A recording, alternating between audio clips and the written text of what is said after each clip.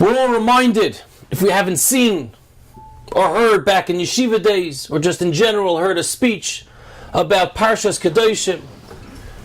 But remember, Kedoshim tiyu, you shall be holy.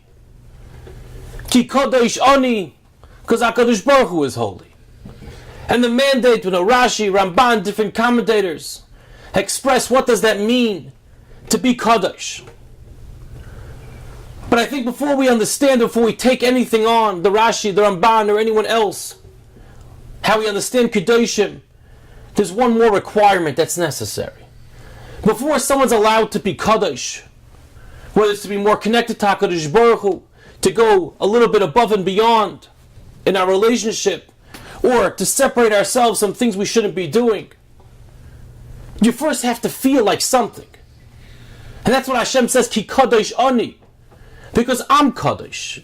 Hashem is the epitome of everything that obviously that constitutes. There's not a blemish.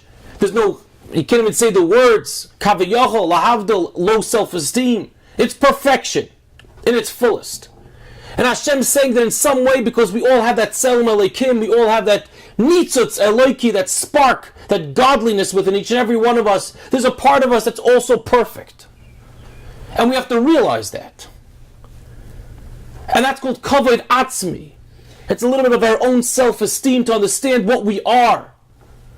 That we are a Gei Kadosh, we're a holy nation, we're something special, we're Mamleches Koyanim. We're a kingdom of priests. We're something special, we're a role model. We're a light unto the nations.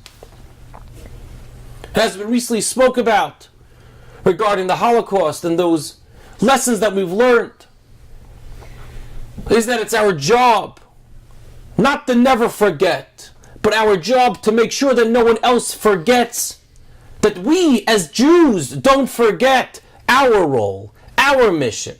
We're not victims.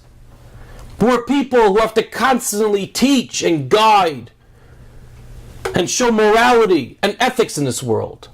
Because we have a role, we have a mission. We're something special, we're Kadosh. We're something, we have Kavod Atzmi, we have something to ourselves that we have. We're not just the way other people perceive us. We're a vacuum and fill us up with everyone else's observations and perceptions. But rather what we stand for, we are, regardless if there's anyone else in the world. Reb Eli Lapian,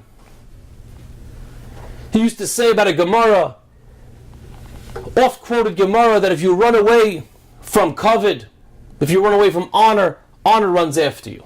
If you run after honor, then honor runs away from you. And he said, one, it's so obvious that when one runs away from kavod, when one runs away from honor, then honor will run after you. You're not even allowed to run away from it. You should just have to stay in your place. Because by running away from it, you know what's going to happen. You automatically get in the honor. That's like running after honor. That's how simple it is. Because when we look into ourselves, if we're running after the way the world perceives us, be it our friends, our neighbors, our family members, then we're not going to have anything to ourselves. Now when someone tells you, be Kadosh, further your relationship with HaKadosh Baruch Hu, be like, who am I? At first, I am who I am based on what everyone else tells me I am. You can't further any relationship properly that way. Prushim and Arayas, separate yourself from things you shouldn't do. Well, I mean, if everyone else is doing it, or everyone else is not so careful about it, then that's who I really stand for, and I really can't do anything more. The first step is to realize, I'm an ish mechubad, I'm an honorable person. I don't have to run after any kavod. I have Hashem, and I know what my relationship is. And I'm going to run away from it, do the best I can to stay away from that kavod that comes from everyone else, and then ultimately I'll get the real kavod, which is that feeling that it's me. I'm going to stay in one place. I'm going to be content with God, content with the feelings that Hashem feels towards me.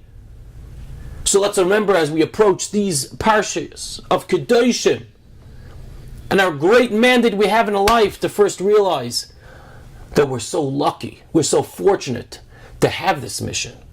We have the honor and the special privilege of being God's emissaries to the world, to explain and to give over how Hashem would want this world to be run.